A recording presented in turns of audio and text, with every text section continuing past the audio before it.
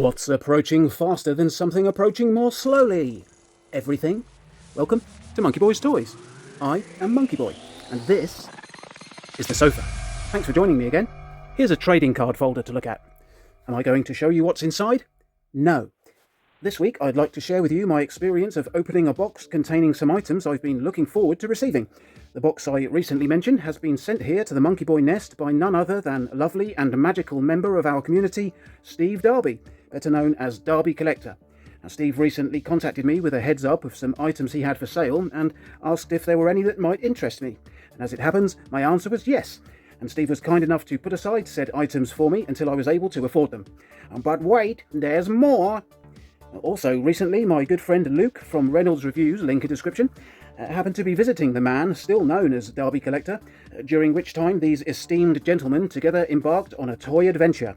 And during this adventure, this pair of humans spotted something which they knew I've been looking for. Now, Luke very kindly called me immediately, and after a brief but successful telephone haggle, was able to secure the item and add it to the box Steve was already holding for me. And not only that, but Luke refused to accept payment for the item because he is a naughty, naughty boy. Anyway, the box of delights is here, and I thought we could open it together. I shall remove the mystery trading cards, and we can begin. So, here is the cardboard vessel, and the knife of destiny.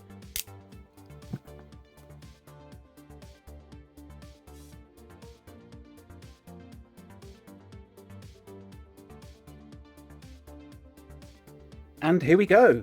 The box is open. Let's dive in and see what we've got. Ooh. First up we have, and that's bigger than I thought it was going to be. It is the Kenner Alien figure. I believe this is from 1992. I believe this is an alien queen with some eggs. Let's have a look at what we've got here. We have the alien herself. We have a lovely alien egg. There we go. Let's see if we can see what this says. Lanard, 2000 and what does that say? 19, I think. Okay. We have a face hugger, which can presumably stand in there, ready to come out. We have a couple more face huggers here, which I would assume can be fixed onto the face of figures, if you wish. There's a red one and a blue one. Very cool. And let's just have a quick look on the alien and see if I can see a date somewhere.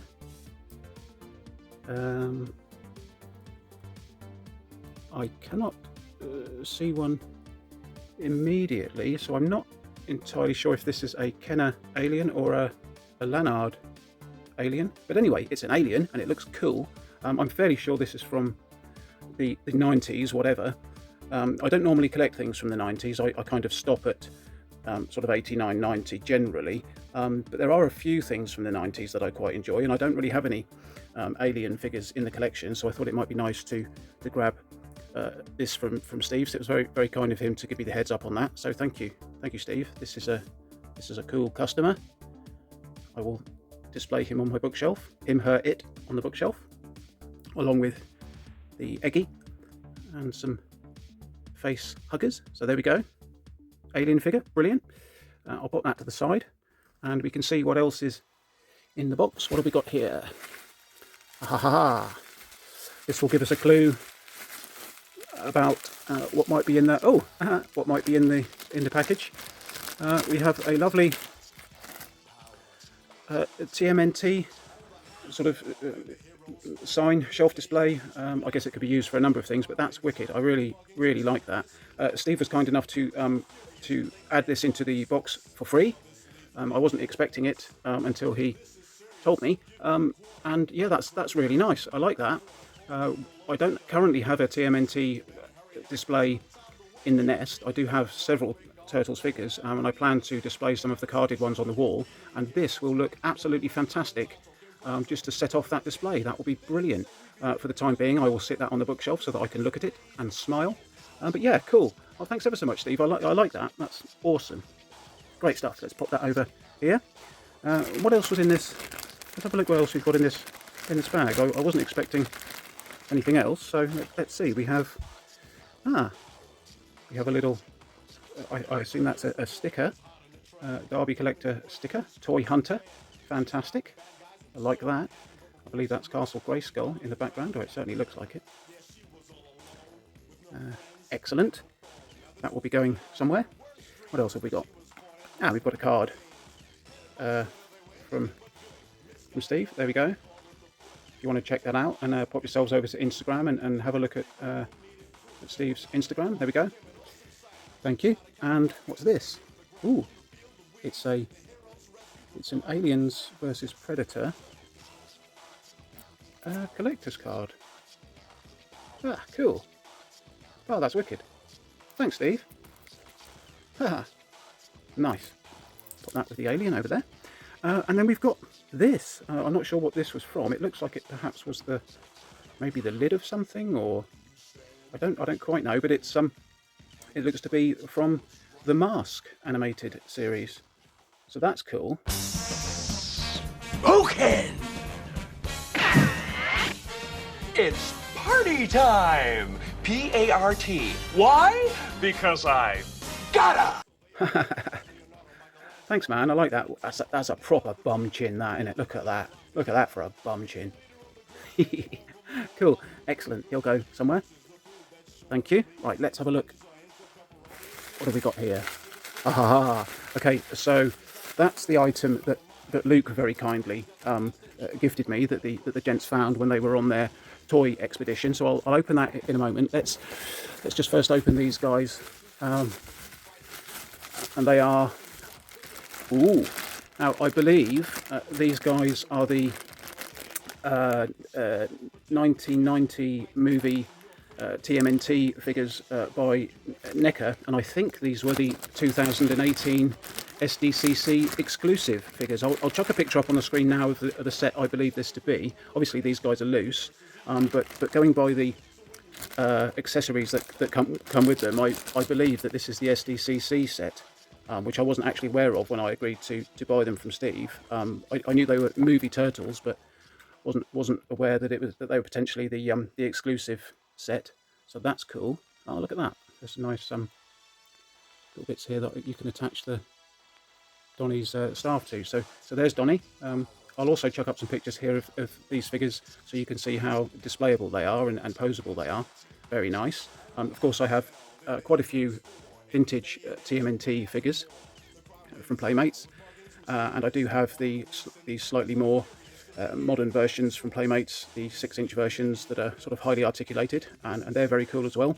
But I don't have anything from the TMNT movie to represent that in the line, and so I thought I would pick these guys up because these look really nice, and I'm very pleased that I did pick those up. They're nice and heavy. They're cool. Let's have a look at the next ones. I won't get them all out of the bags just now. We'll do that at the end. But there we go. So there's Leo in there. He's got his accessories.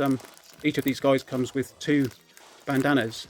Well, in fact, sort of two tied pieces of the bandana. You've got the main bandana around their head here, and then we have two different sculpts of the flappy bits. So you can have them, I guess, either hanging down or blowing in the wind or doing whatever. So that's cool. Display options.